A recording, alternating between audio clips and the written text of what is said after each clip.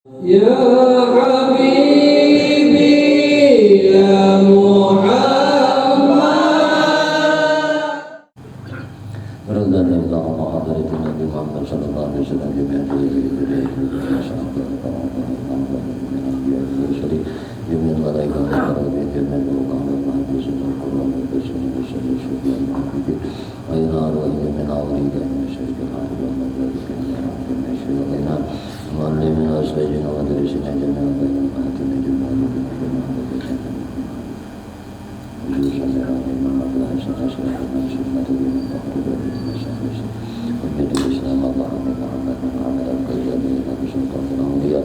سيدي عبد القادر الجيلاني وسيدنا من خلفه وسيدنا شكر القادر وسيدنا سيدنا البدري وسيدنا محمد الأمر البدري وسيدنا المدينة الشجبوي وسيدنا علي بن عبد الله البدري وسيدنا محمد سيدنا عبد الله البدري وسيدنا مريم وسيدنا البدري وسيدنا سيدنا البدري وسيدنا البدري وسيدنا البدري سيدنا زكريا البدري وسيدنا إسماعيل البدري وسيدنا محمد نبي سيدنا البدري وسيدنا عبد الصمد البدري وسيدنا عبد الله البدري وسيدنا محمد البدري وسيدنا محمد البدري وسيدنا محمد بسلام وسيدنا زينب البدري وسيدنا كشف البدري وسيدنا الرحمن سيدنا البدري وسيدنا شعب النار البدري وسيدنا البدري وسيدنا محمد زين بن عبد الله البدري يوم شيخنا وعلم المسلمين البدري سيدنا الله الفاتحة بسم الله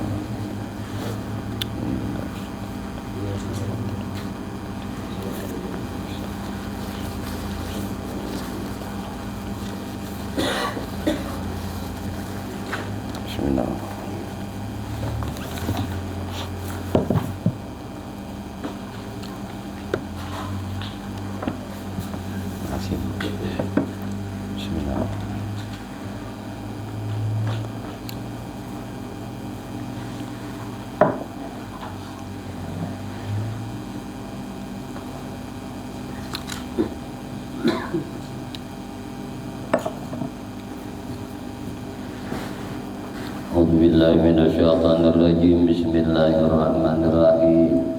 Alhamdulillahi rabbil alamin. Allahumma shalli wa sallim ala sayyidina Muhammadin wa ala alihi wa ashabihi ajma'in.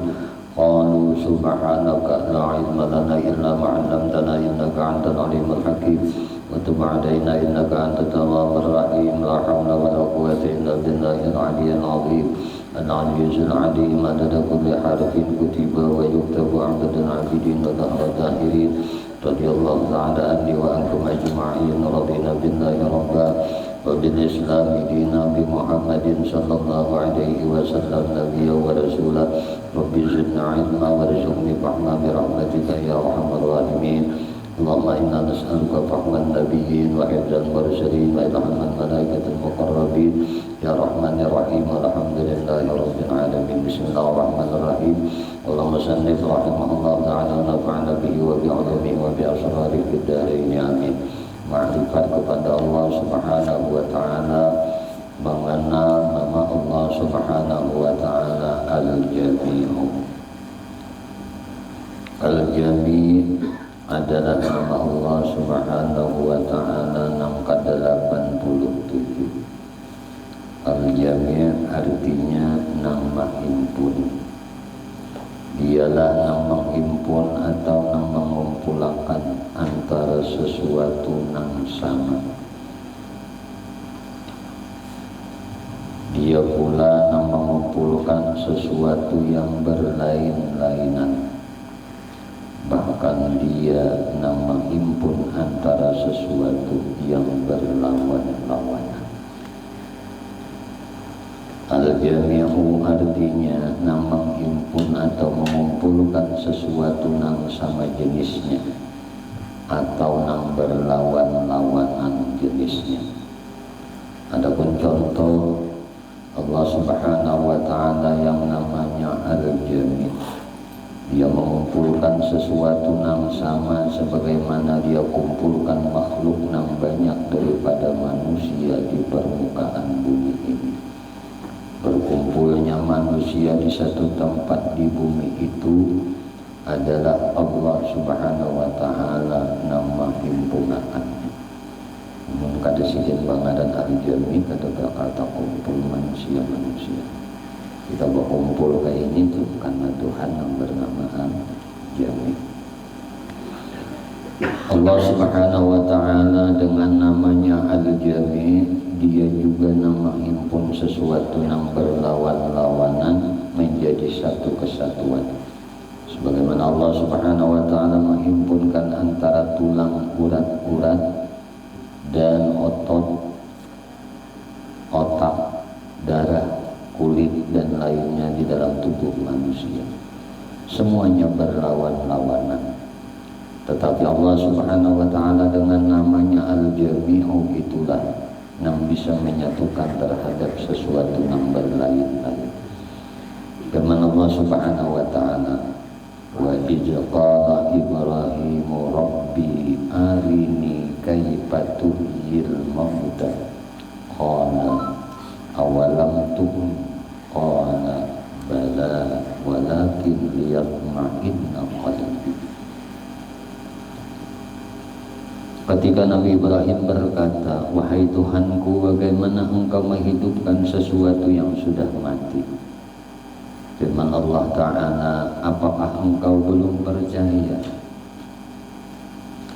Lalu Nabi Ibrahim, ulun percaya, kata Nabi Ibrahim.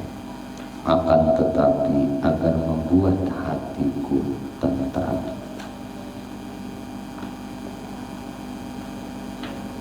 Lalu ambilkan 4 ekor unggas, kata Tuhan berfirman. Maka Nabi Ibrahim alaihissalam memilih burung merak, burung gagak, burung nasar, dan ayam jantan.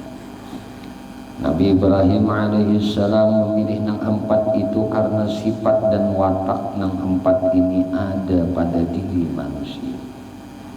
Burung merak ini contoh nang kesukaannya, kemewahannya dan kemegahan, dan itu ada pada diri tiap-tiap manusia. Jadi kehimungan manusia, kemewahan, kemegahan itu simbol nang kaya burung merak. Yang kedua, burung gagak.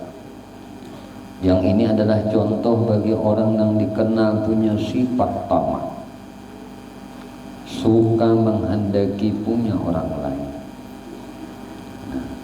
Menaruh tamak ini, sarakahnya sudah ada pernah cukup. Bahkan ampun orang pun dikehendakinya. Nah ini sifat lawan manusia ada juga nangkai. Yang ketiga, burung nasar. Ini burung adalah contoh bagi orang yang suka makan. Ya makan aja. Ada juga manusia tuh hidup untuk makan, bukan makan untuk hidup. Hidup untuk makan, bukan makan untuk hidup. Artinya orang yang berakal itu menggunakan makan itu untuk bertahan hidup, bukan menjadikan hidup ini untuk memakan aja. Kan lain itu sudah. Kalau sudah hidup nih jadi akan memakan aja. Ada bedanya dengan binatang lain yang kayak burung nasar ini. Ya di sapi pagawian makan uli, bula anak ini itu. Ada manusia yang kayak ini. Apa-apa tuh hendak memakan, begawi hendak memakan, berusaha hendak memakan. Apa aja yang digawi itu hendak memakan nyaman. Rugi benar manusia yang kayak ini. Kalau bang berpikir segan sangu ke akhirat kada. Ada juga yang manusia tuh hidupnya ada peduli makan mencikok lah apakah. Yang penting mewah.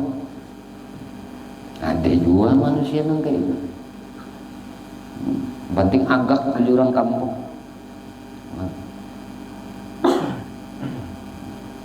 Aku aja makan cakudok apa juga hari. Apa ada guduh gumpal. Balalawi tahun makan guduh gumpal aja. Ada mau makan apa? Untuk makan anu ada mau. Gambung lu ada bahari teh nyaman tuh. Apalagi amparan tatak pagi karabat limping dia limping aja asal hidup kayak orang asal hidup mewah ada aja tetamui manusia kayaknya. Bahkan ada sebagian saudara kita yang berbeda keyakinan lawan di kita itu sampai-sampai mereka itu target 7 tahun makan bubur aja, ada boleh makan nasi karena makan nasi biaya perekonomian bertambah, makan bubur itu sedikit saking baharitnya hidup demi sugih demi mewah kita tipu manusia rugi. Tapi sebaliknya pula amunnya hidup segan mau makan aja rugi banget. Artinya nang nyaman tuh di lakungan aja imbahnya sama kuning keluarnya kita. Nah makan Jawa ya kuning juga.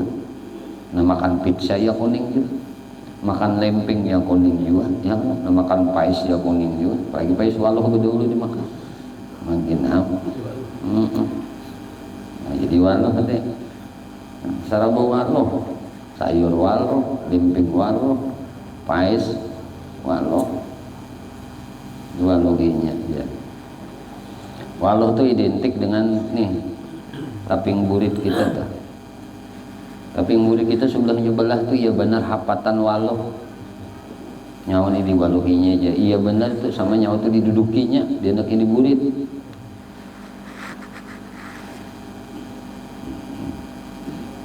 Nyawa waluh irang put coklat tuh ya nang berbalik, menyalam ke banyak, jongging ke atas. Baculnya selawat. Berlucuan aja bang waduh aja identik tuh nangka itu rugi banget hidupnya nangka 4 Nabi Ibrahim ambil tadi Nabi contoh apa ambil ayam jantan ini adalah contoh atau perumpamaan orang yang suka kawin nah suaminya itu pada diri manusia ya ti ayam jaga udah kalau kau terlihat bibinian sudah ya. Nah itu aja dipikirkan nang siapa ngarannya nang setabul kah nah itu tuh pada jauh daripada selangkangan yang jadi orang gaul ini rugi bener nang kayak ini jangan dicari padahal nyamannya habis ya bentuknya ada yang berubah ada nang artis misalnya pada artis berubah lah bentuknya haji yang udah kayak tahu itu ada yang berhormat nggak sama ya kalau bentuknya juga rasanya bang ada gengsinya aja ya kan namun melakian nang cerdas udah berpikir ya kada syukurin nang ada karena nang ada ini apa suka duka dijalanin sama di kita mulai sakit susah sama kita sampai keadaan paham ya kalau ngerti kita sudah nangka ini maka sangat aib lah seseorang yang meninggalkan istrinya dikarenakan perempuan lain itu aib nah merendahkan martabatnya sebagai seorang laki-laki rugi tabiat nangka ini nih kesemuanya diperintahkan Allah Subhanahu wa taala untuk menyembelihnya Nabi Ibrahim kemudian diperintah Allah Subhanahu wa taala untuk mencincangnya tatak bertahan sembelih cancang bertahan hancur dagingnya tuh nah cancang sampai tak bisa nah dan kumpulkan kembali menjadi satu lalu dijadikan 4 bagian bagi cancang tadi kumpul jadi satu bagi pulang bagi 4 bagi tuyuk 4 tuyuk nah dan letakkan di puncak 4 gunung menjadi Ibrahim andak semuaan itu kan 4 puncak gunung. Kemudian Allah Subhanahu wa taala memerintahkan Nabi Ibrahim untuk memanggil burung-burung yang telah dicincang dan dipisah-pisah tadi. Maka Nabi Ibrahim alaihissalam pun sidin memanggilnya. Kemudian masing-masing berterbangan sehingga membentuk seperti semula tetapi tanpa kepala. Ada beban kepalanya ada awaknya juga di tangan. Nah karena kepalanya di tangan Nabi Ibrahim sakalinya kepala burung tadi mulai burung marah di tangan sidin. Nah, sampai gagak di tangan sidin juga, kepala ayam tangan sidinnya. Nah, burung dasar di tangan sidin juga kepalanya. Terambangan kada sing kepalaan karena kepalanya ada sidin. Kemudian Nabi Ibrahim memanggil burung itu satu persatu. Begitu halnya manusia di dalam kubur, tubuhnya hancur bercampur tanah. Begitu terjadi hari kiamat dan ditiup sangkakala, manusia akan dikumpulkan lagi oleh Allah Subhanahu wa taala seperti semula, biar hancur jadi tanah tablikin ulang. Nah, itulah Allah Subhanahu wa taala dengan namanya Al-Jami, yang menghimpunkan sesuatu nang sama, nang berlawanan, bahkan sesuatu yang bertentangan. Seperti panas dan dingin adalah bertentangan, tetapi keduanya adalah dalam tubuh manusia. Orang yang beriman dengan nama Allah Subhanahu wa taala Al-Jami, akhlaknya mesti ada pada nama itu. Nah, yaitu pertama, bahwa ia dapat menghimpunkan ilmu, baik ilmu zahir maupun ilmu batin, mengumpulkan segala amal saleh dan kalimah-kalimah thayyibah, serta mengumpulkan segala macam ahwal dan maqam yang mulia. Ilmu zahir dan ilmu batin itu secara rinci adalah ilmu tauhid. Jadi ilmu batin, ilmu zahir, yang secara rincinya adalah ilmu tauhid. Ilmu tasawuf dan ilmu fikih. Nah, jadi ilmu tauhid, ilmu tasawuf dan ilmu fikih. Ketiga ilmu ini harus kita miliki sesuai pada keperluan kita pada ilmu itu. Kita mesti mengumpulkan ilmu zahir dan ilmu batin, keduanya dalam diri jadi satu. Apabila kita menghimpunkan tiga ilmu itu dalam diri kita, maka kita mendapatkan buah keimanan kepada Allah Subhanahu wa taala yang bernama Al-Jami. Ilmu tauhid itu diperlukan untuk membangun pondasi amal. Orang yang tidak bertauhid tidak akan bisa membangun satu bangunan amal karena pondasinya tidak ada. Ilmu tauhid itu adalah keimanan. Orang yang hendak beramal harus beriman terlebih dahulu. Sebagaimana sabda Rasulullah sallallahu alaihi wasallam, "Man shama Ramadan imanan wahtisaban, ghufira lahu ma taqaddama min dzanbihi." Barang siapa puasa Ramadan hal keadaannya beriman dan menjunjung perintah Allah Subhanahu wa taala, akan diampuni baginya dosa-dosa yang telah lalu. Puasa harus didasari iman. Begitu juga salat atau ibadah-ibadah lainnya harus didasari iman terlebih dahulu, karena iman merupakan pondasi amal. Adapun ilmu fikih gunanya adalah untuk membangun kerangka amal, sedangkan ilmu tasawuf gunanya untuk memperhiasi amal. Apabila kerangka amal kita dibangun di atas pondasi yang kokoh dan diperhiasi dengan sebaik-baiknya, maka amal kita bisa diterima oleh Allah Subhanahu wa taala dan mendapat ganjaran yang besar. Untuk itu, maka tidak boleh tidak bahwa tiga ilmu itu harus menyatu dalam diri kita. Dengan demikian, apabila kita beramal, maka jadilah amal kita itu satu bangunan dari bangunan amal saleh. Kedua, bagi orang beriman dengan nama Allah Al-Jami, sesudah ia menghimpunkan amal-amal saleh dan kalimah-kalimah thayyibah, sepatutnya kita terfokus pada satu amal saleh. Akan tetapi hendaknya berbagai amal saleh kita himpunkan dan kita laksanakan, karena masing-masing amal saleh yang mempunyai keistimewaan tersendiri di sisi Allah Subhanahu wa taala. Rasulullah sallallahu alaihi wasallam pernah bersabda yang maksudnya beliau berkata, siapa yang pada hari ini berpuasa, aku puasa ya Rasulullah, ujar sahabat. Jawab Sayyidina Abu Bakar Siddiq. Tanya Rasulullah, ujar Rasulullah, siapa pada hari ini yang berpuasa? Ujar Abu Bakar Siddiq, ulun wahai Rasulullah. Nah, tanya Rasulullah lagi, Ujar Rasulullah pulang, siapa nang hari ini ikut mengantar jenazah ke kubur? Maka Abu Bakar Siddiq menjawab, ulun hari ini ikut mengantar jenazah ke kubur ya Rasulullah. Kemudian kata Rasulullah SAW, siapa di antara kalian yang hari ini memberi makan orang miskin? Lalu aku ya Rasulullah, jawab Sayyidina Abu Bakar Siddiq pula. Kemudian kata Rasulullah, siapa nang pada hari ini membesuk orang sakit? Siapa hari ini nama hilangi orang garing? Lalu ujar Sidin, aku hari ini membesuk orang sakit ya Rasulullah, jawab Abu Bakar Siddiq.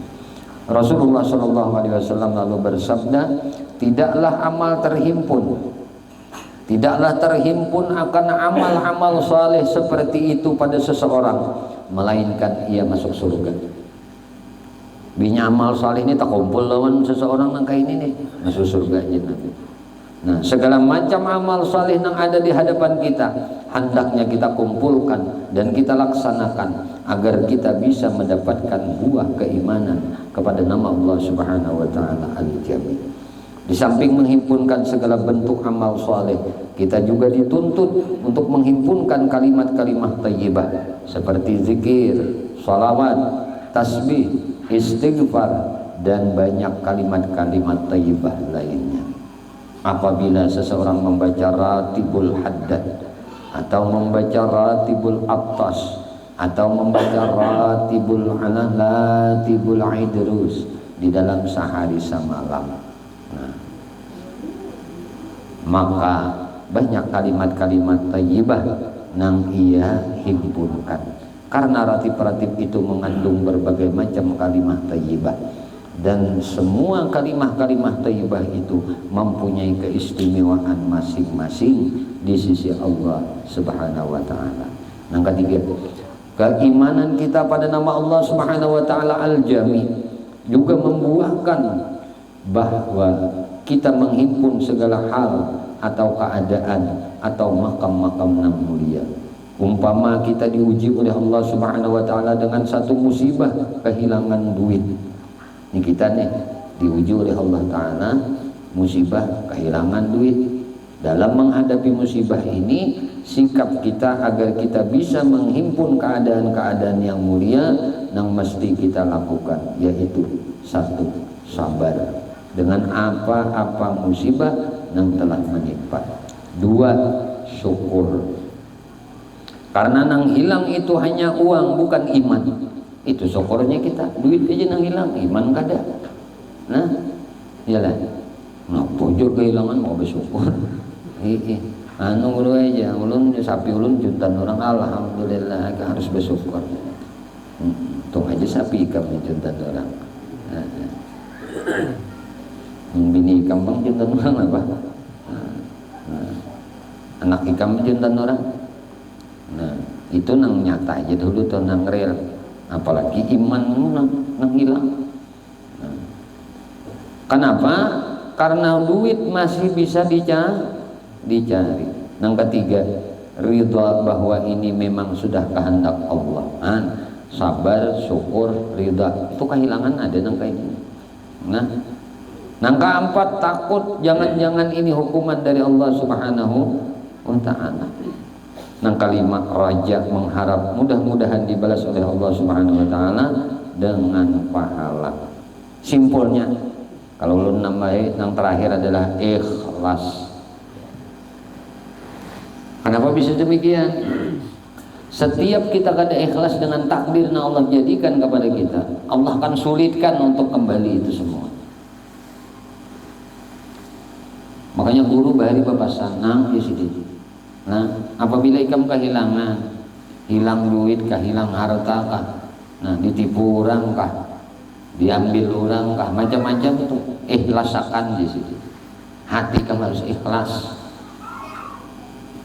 Allah akan gantikan yang lebih baik daripada itu. Mau ikam hendak ganti di sini, enggak ada tuh ada.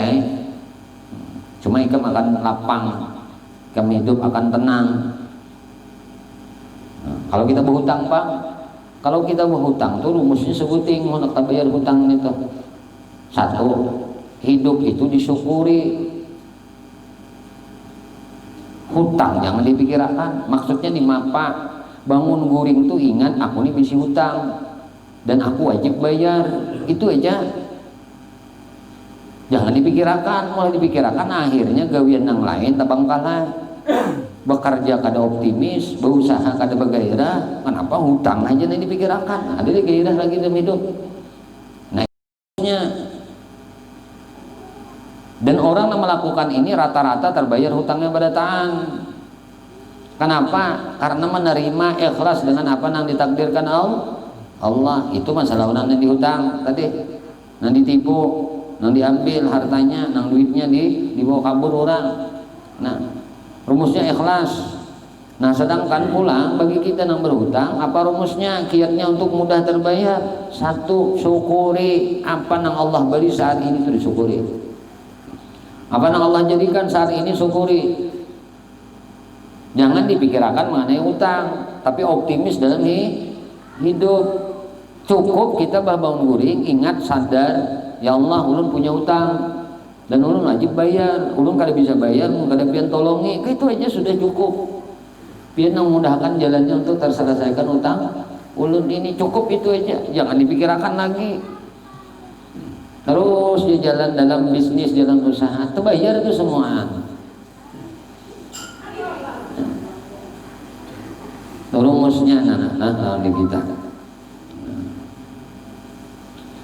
Begitu juga apabila kita mendapat rezeki dari Allah Subhanahu wa taala, sikap kita hendaknya kita bisa menghimpunkan keadaan-keadaan yang mulia agar kita mendapatkan buah keimanan dengan nama Allah Subhanahu wa taala Al-Jami'. Walhasil, kesimpulannya, semua kejadian yang menimpa kita hendaknya kita bisa menyikapinya dengan menghimpunkan segala keadaan-keadaan yang mulia.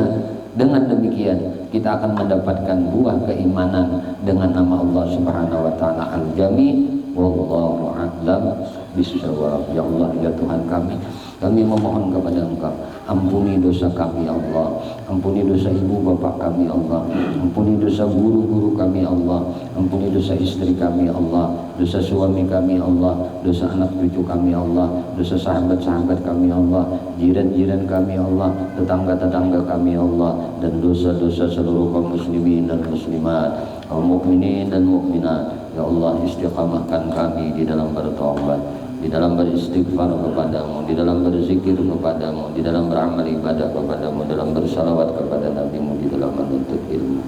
Ya Allah, kami memohon kepada Engkau berkah Nabi Engkau Muhammad, berkah keluarga Nabi Engkau Muhammad, berkah para sahabat Nabi Engkau Muhammad, berkah para wali-wali Engkau, berkah orang-orang saleh, berkah guru-guru kami, dan berkah kedua orang tua kami. Ya Allah, matikan kami balata'an dalam keadaan husnul khatimah bi syafaati Rasulullah sallallahu alaihi wasallam. Amin Allahumma amin. Sallallahu alaihi wasallam Muhammadin wa ala alihi wasallam. Alhamdulillahirabbil alamin.